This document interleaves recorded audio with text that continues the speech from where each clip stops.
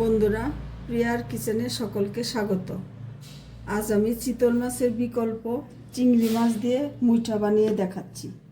তোমরা দেখতে থাকো, কি কি লাগছে স্টেপ বাই স্টেপ দেখতে থাকো। আমরা মুইঠা মানেই সকলে জেনে থাকি যে চিতল মাছ দিয়ে মুইঠে, কিন্তু চিতল মাছটা সবসময় বাজারে পাওয়া যায় না, আর দামের দিক থেকেও অনেকটা বেশি, যা সকলের সামর্থ্যের বাইরে। এর জন্য আমি সবার কথাই মাথায় রেখে আজ আমি চিংড়ি মাছ দিয়ে কীভাবে মুইঠা করা যায় এবং খেতে খুব সুস্বাদু হয় সেরকম একটি রেসিপি আমি তোমাদের দেখাচ্ছি। তোমরা দেখতে থাকো আমি কি কি উপকরণ নিয়েছি, স্টেপ বাই স্টেপ তোমরা দেখতে থাকো।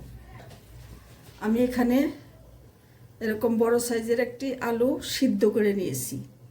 আলুটাকে আমি এখন ম্যাশ করে নেব। আর নিয়েছি আমি 250 গ্রাম চিংড়ি মাছ, এটাকে আমি বেটে নিয়েছি, ভালো করে বেটে রেখেছি। এখন এই আলুর মধ্যে আমি দিয়ে দিয়েছি হাফ চামচ নুন, হাফ চামচ হলুদ। এই আলুটাকে আমি এখন ভালো করে ম্যাশ করে নেব। তোমরা দেখতে থাকো। বন্ধুরা, আলুটা আমি ম্যাশ করে নিয়েছি নুন হলুদ দিয়ে। এখন দিয়ে দিচ্ছি 1 টেবিল চামচ বেসন, হাফ চামচ লঙ্কা বাটা, টেবিল চামচ আদা রসুন বাটা, পেঁয়াজ বাটা হাফ টেবিল চামচ, 250 গ্রাম চিংড়ি মাছ এখানে বেটে রেখেছি। সেই চিংড়ি মাছ বাটাটা আমি এই আলুর মধ্যে দিয়ে দিচ্ছি। এখন ভালো করে আমি এটা মেখে নেব। তোমরা দেখতে থাকো। মেখে নেওয়া চিংড়ি মাছটা আমি মুইঠার আকারে গড়ে কড়াইয়ের মধ্যে গরম জল বসিয়ে দিয়েছি। যখন টকবক করে বলক উঠে যাবে তখন এর মধ্যে মুইঠাগুলো আমি ছেড়ে দিব, একে একে ছেড়ে দেব। দেখতে থাকো।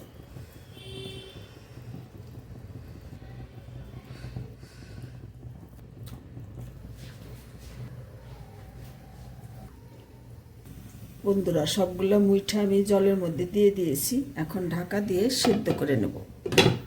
বন্ধুরা, সবগুলো মুইঠা আমি সেদ্ধ করে নিয়ে ফিরে আসছি। এখন আমি এইগুলোকে ভেজে নিব। আর এই সেদ্ধ যে জলটা, এটা আমি রেখে দিব, এটা পরবর্তীতে কাজে লাগাবো। এটা আমি কিভাবে ভাজি করছি তোমরা দেখে নাও। বন্ধুরা, আমি চিংড়ি মাছের মুইঠাগুলি একটু শুকনো ময়দা নিয়েছি। শুকনো ময়দার মধ্যে একটু নুন আর একটু হলুদ দিয়ে নিয়েছি। এটার মধ্যে আমি এই মুইঠাগুলো আমি এখন একটু কোট করে নেব। আর বন্ধুরা, যখন তোমরা আলুটা মেখে নেবে তখন বেসন দেবে না, বেসনের পরিবর্তে 4 টেবিল চামচ ময়দা দিয়ে দিবে। তাতে করে কি হবে, যখন মুইঠাটা সিদ্ধ করবে তখন একটু গলে গলে যাবে না। বন্ধুরা দেখো, সবগুলো মুইঠা আমি শুকনো ময়দার মধ্যে কোট করে নিয়েছি। যেহেতু চিংড়ি মাছ একটু নরম, ভেঙে যেতে পারে, এর জন্য ময়দা দিয়ে কোট করে নিয়েছি। এখন আমি তেলে ভেজে নেব। তোমরা দেখতে থাকো। আমি চিংড়ি মাছের মুইঠাগুলি সর্ষের তেলে শুকনো গুঁড়ো ময়দার মধ্যে কোট করে নিয়ে যে সবগুলি ভেজে নিয়েছি, হালকা লাল করে ভেজে নিয়েছি। বন্ধুরা, আমার সবগুলো মুইঠা ভাজা হয়ে গেছে, আমি তুলে নিচ্ছি। এগুলো একটু লাল লাল করে ভেজে নিতে হবে, যেহেতু চিংড়ি মাছটা নরম, চিতল মাছটার মতো অত শক্ত নয়, এই জন্য একটু লাল করে ভেজে নিয়েছি। প্রথমে দিয়ে দিচ্ছি, ফোড়নে দিয়ে দিচ্ছি একটা তেজপাতা, সামান্য একটু জিরে, ভাজি করে নেব। দিয়ে দেবো এখানে মিডিয়াম সাইজের 2টো পেঁয়াজ কেটে রেখেছি। পেঁয়াজটা আমি এখন দিয়ে দিচ্ছি ফোড়নে। পেঁয়াজটা একটু ভাজি ভাজি হলে বাকি মশলা আমি দিয়ে দেব।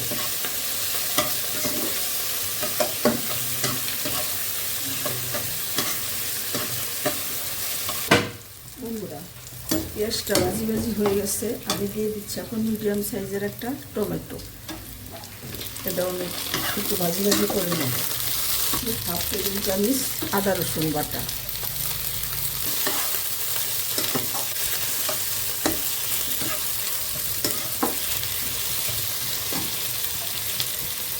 বন্ধুরা আমি এখানে একটা মশলা করে রেখেছি। হাফ চামচ নিয়েছি, হাফ টেবিল চামচ নিয়েছি হলুদের গুঁড়া, হাফ টেবিল চামচ নিয়েছি ধনে গুঁড়া, হাফ টেবিল চামচ জিরের গুঁড়ো, হাফ টেবিল চামচ কাশ্মীরি লঙ্কা গুঁড়ো আর স্বাদ মতো নুন। এই মশলাটা আমি জলে গুলে দিয়ে দেব। বন্ধুরা, এই মশলাটা আমি এখন দিয়ে দেব, দিয়ে কষিয়ে নেব।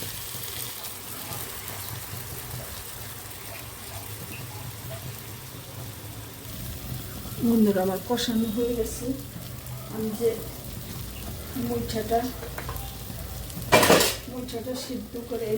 সিদ্ধ করে যে জলটা রেখেছিলাম সেই জলটা আমি এখন দিয়ে দিই। এই জলটা আমি দিয়ে দিচ্ছি। ঝোলটা ফুটে উঠেছে, এখন আমি মুইঠাগুলো আস্তে আস্তে ছেড়ে দেব।